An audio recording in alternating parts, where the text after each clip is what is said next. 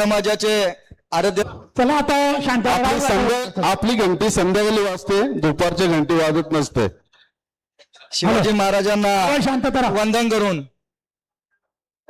आगरी समाजाचे आराध्य दैवत आपल्या सगळ्यांसाठी दिबा पाटील साहेबांना वंदन करून आजच्या या मीटिंगचे अध्यक्ष नंदराज मुंगाजी दादा, तसेच आपल्या मुंबईच्या जी ठाणा रायगड पालघर कमिटी आहे याचे अध्यक्ष संदीपजी भाई, सगळ्यांना जे इथे व्यासपीठावरील असलेले सगळेच गाडा मालक चालक ना, इथे जमलेले सगळे माझे जेवढे बी गाडा मालक बंधू असतील, त्यांच्या समोर मला 2 शब्द मांडायची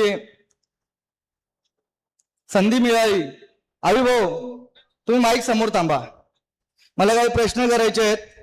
खरं तर या युट्यूबच्या माध्यमातून गेल्या 15 दिवसापासून काही आम्ही सुरुवात केली. मी माझ्या एकट्यापासून घाटावरती काही तडजोड चालू होती, या मराठवाडा नाशिक या परिसरामध्ये बंदी घातली होती, नगरमध्ये बंदी घातली होती, याच्यावर काही विषय चालू होते. खरं बोलायला गेलो तर आपली जेव्हा संघटना स्थापन झाली या 2 वर्षाआधी, संदीप भाई बरोबर आहे ना, 2 वर्षाआधी आपली संघटना स्थापन झाली. संघटनेला जेव्हा आपली संघटना स्थापन होताना, मेंबर्स जेव्हा बनवताना सगळ्यांच्या सहमतीने संघटना झाली होती. संघटनेला सर्वप्रथम अटी, ज्या पण निअटी तुम्ही दिल्या त्या अटी आम्ही पाळल्या. जेव्हा आमचे वाद झाले, तुम्ही ज्या वादानुसार आम्हाला पेनल्टी दिली ती पेनल्टी आम्ही झेपली. 100%. खरं तर सुरुवात झाली का दरवर्षी मी मुद्दा मांडला होता युट्यूबच्या माध्यमातून, दरवर्षी संघटनेतील पदाधिकारी चेंज करायचे. हे तुम्ही ठरवलं होतं भाऊ? आपल्या 4 दिवसातल्या सर्वांचा गाडा मालकांचा प्रस्ताव होता, ठरवलं होतं सगळं 100%. बरोबर आहे. दुसरी गोष्ट, आज जो हिसाब किताबाचा विषय होता ते सर्व गाडा मालकांचा विषय होता. सगळ्यांना हिसाब किताब पाहिजे होता ना, का मला एकट्याला पाहिजे होता? मला एकट्याला काय यातून पैसे भेटणार आहेत ना? काय संदीपभाई अध्यक्ष आहे, मला काय अध्यक्ष बनायचं आहे का मला या कमिटीवर सदस्य बनायचं आहे? ते काय वैयक्तिक माझे दुश्मन आहेत? तुम्ही ज्या अटी नियती ते तुम्ही ठरवल्या, त्या संघटनेच्या माध्यमातून जे ठरवलंय ते माझं म्हणणं मांडलंय. बरोबर आहे भाऊ? 100%. खरं तर ठरलं होतं आपलं जे व्हॉट्सअपला ग्रुप आहे, मी व्हॉट्सअप ग्रुपला का नाही त्याचं मूळ कारण सांगतो. मी जेव्हा फडके शेठचे आमचे वाद झाले, त्या वादापासून मी ते व्हॉट्सअप या सोशल मीडियाच्या माध्यमातून काही गोष्टी बोलत नाही, म्हणून त्या व्हॉट्सअप ग्रुपला मी आपल्या बैलगाडा संघटनेच्या येत नाही. मी बोलायला जे बोलायचंय मला युट्यूबच्या माध्यमातून बोलतो. खरं तर तुमच्या आपल्या सगळ्या बैलगाडा मालकांकडून क्षमा मागतो का मी त्या व्हॉट्सअप ग्रुपला येत नाही. खरं तर बोलायला गेलो तर भाऊ, आपलं ठरलं होतं ग्रुपला कोणीच कोणत्या समर्थकाचे फोटो नाही टाकायचे, कोणीच असे वादग्रस्त व्हॉइस नाही टाकायची, आहे का नाही? ठरलेलं का नाही भाऊ? हो, ठरलं. बरोबर आहे. आता खरं तर जेव्हा संघटना आपण स्थापन करतो, संघटनेचे पदाधिकारी असतात. आता जे संघटनेचे पदाधिकारी आहेत, जे विकास खानावकर त्यांचे भाऊ आहेत, विकास खानावकर नाही आहेत. खरं तर जेव्हा जेव्हा विकास खानावकर, मला भावांशी जेव्हा माझं बोलणं झालं, भाऊंनी मला काय सांगितलं, भाऊ त्याला आम्ही व्हॉइस टाकायला होतो, त्याला हे करायला होतो. चांगली गोष्ट आहे, त्यांनी खूप मेहनत केलेली आहेत, काबाड कष्ट केलेले आहेत या संघटनेसाठी. ना संघटनेने फार काम चांगला केलेलं आहे, हे सुद्धा मी युट्यूबच्या माध्यमातून बोललो होतो. खरं तर जो आता मी जर पदाधिकारी आहे संघटनेवर, तर मी बोललो पाहिजे, मी ऍक्टिव्ह पाहिजे, त्यांचे भाऊ नसले पाहिजेत. एक तर त्यांच्या भावाला तो पद द्या, काही कारणास्तव ते नगरसेवक असतील या काही असतील XYZ, भावाला पद आहे ना तुमच्या विकास भाऊ, बरोबर आहे ना? पण तुम्ही त्यांच्या वतीने मुद्दे मांडत असतात नेहमी. 2 मिनिटं लगेच नाही, ऐका ना बाई. नाही, बोला ना, बोला अध्यक्ष साहेब 2 मिनिटं. काल आपलं फोनवर बोलणं झालं. हो बाई 2 मिनिटं सर्वांना समजेल. नाही तू बोल, आपल्याला बघा, आपले ऐका ना बाई. अध्यक्ष साहेब ऐका, आपली मीटिंग ऐका, त्याला राहुलबाईंना सांगतो मी.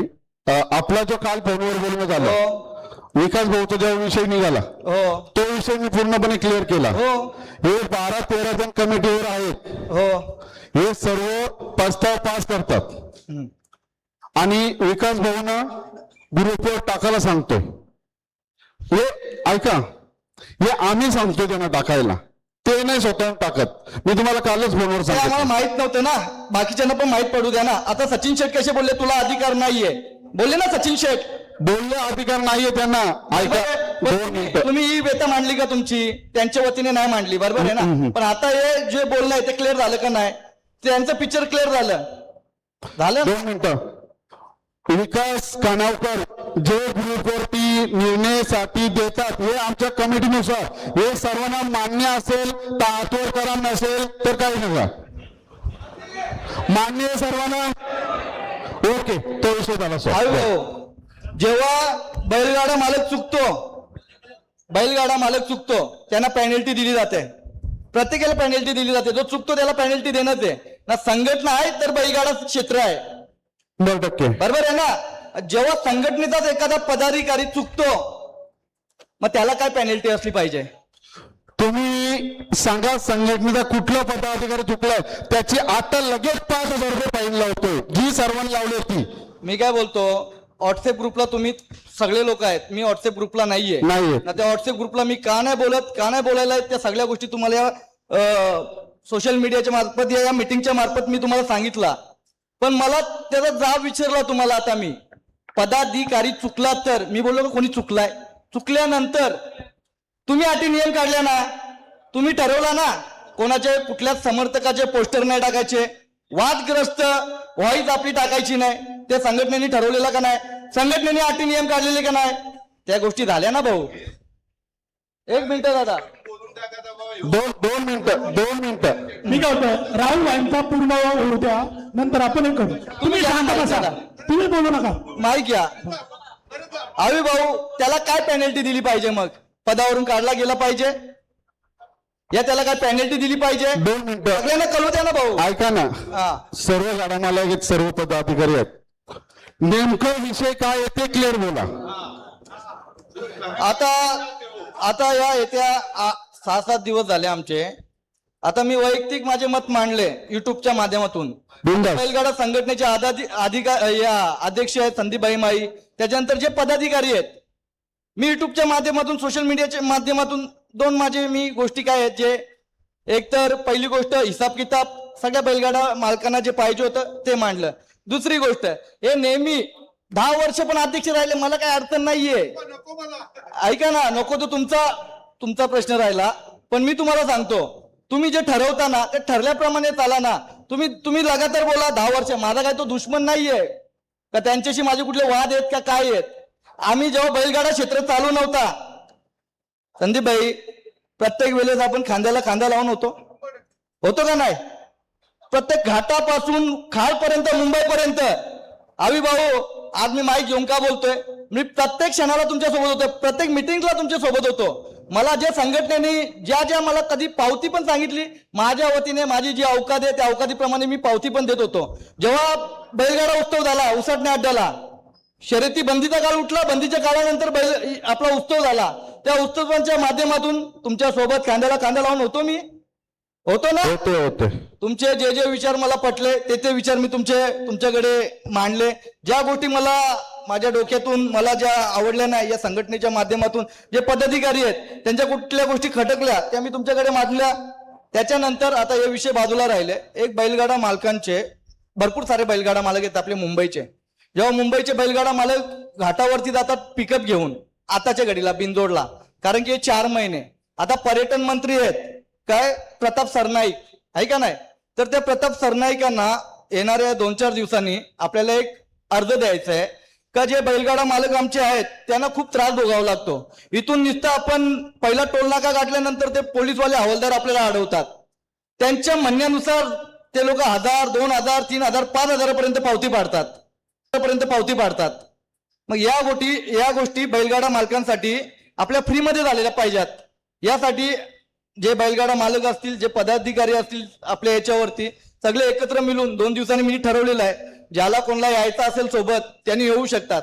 ही गोष्ट बैलगाडा मालकांसाठी माझ्या म्हणण्यानुसार काहीतरी कुठेतरी चांगली वाटते, आहे का नाही. एखादा बैलगाडा मालक असतो तो 15,000 रुपये शर्यतीसाठी नेतो घाटावरती, त्यातून 5,000 रुपये जे सवंगडी असतात त्यांच्यासाठी वापरतात.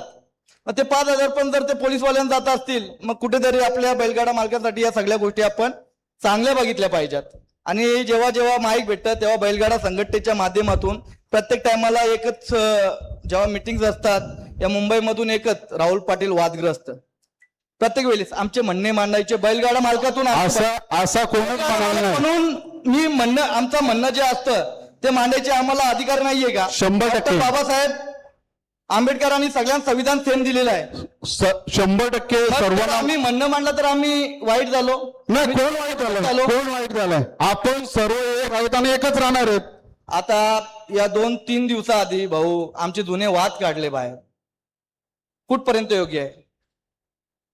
ठीक आहे, ते विषय बोलतोय मी. नाही नाही ऐका, ते विषय नका काढू, ते विषय मी बोलतो तुमच्याशी. भाऊ, दोघांशी ऐका, अध्यक्ष साहेबांशी तुमच्या मी तुमच्या समोर या सगळ्या बैलगाडा मालकांसमोर माफी मागतो. माझी ही पण तयारी आहे. 2 मिनिटं ऐका. ते विषय ना मी अध्यक्ष साहेब आणि तुमच्याशी दोघांशी पर्सनल मध्ये बोलतोय. ते विषय मीटिंग मध्ये ऐका, अध्यक्ष साहेब तुम्हाला पण विनंती करतोय, ते मीटिंग मध्ये विषय काढू नका. ते मी तुमच्याशी दोघांशी पर्सनल मध्ये बोलतो. बोलायची संधी भेटली. सन्माननीय बोला तू बोला. सन्माननीय व्यासपीठ आता एवढाच मला दिसतं जे गोरगरीब गाडा मालक आहेत त्या गाडा मालकांनी जे काही 2 शब्द बोलले त्याच्यावर जे मोठे बैलगाडा मालक आहेत त्या बैलगाडा मालकांना प्रत्येक ठिकाणी पुढाकार भेटला जातो, पण जे गोरगरीब बैलगाडा मालक आहेत या मुंबईमधील 5,000 10,000 जे शर्यती करतात ते आता भाऊ बोलले का भाऊ अक्षरशः 6-6 तास 5-5 तास त्यांना मागे थांबावा लागतो. एकतर त्यांच्यासाठी काहीतरी चांगली सुखसुविधा निर्माण करा, जसा उसटण्याचे प्रवीण भाऊ आहेत. छोट्या गाडा मालकांसाठी यो दिवस नेमला, मोठे गाडा मालकांसाठी तो दिवस नेमला. म्हणजे असं काहीतरी अटी नियम घाला हो, किंवा छोट्या बैलगाडा मालकांना अजून आनंद भेटेल. ज्या दिवशी छोटे गाडा मालक बैलगाडी क्षेत्रामध्ये मी 1 दिवस फक्त गेलो होतो, त्यांचा तो आनंद चेहऱ्यावरचा तो खूप वेगळा होता, फार वेगळा होता. मग अशा काही गोष्टी तुम्ही या संघटनेच्या माध्यमातून काढा. जिथे संघटना आहे तिथे राहुल पाटील त्यांच्यासोबत खांद्याला खांदा लावून आहे. आणि काय चुकलो असेल तर माझे 2 शब्द मागे घेतो. जय हिंद, जय महाराष्ट्र, जय श्रीराम. धन्यवाद.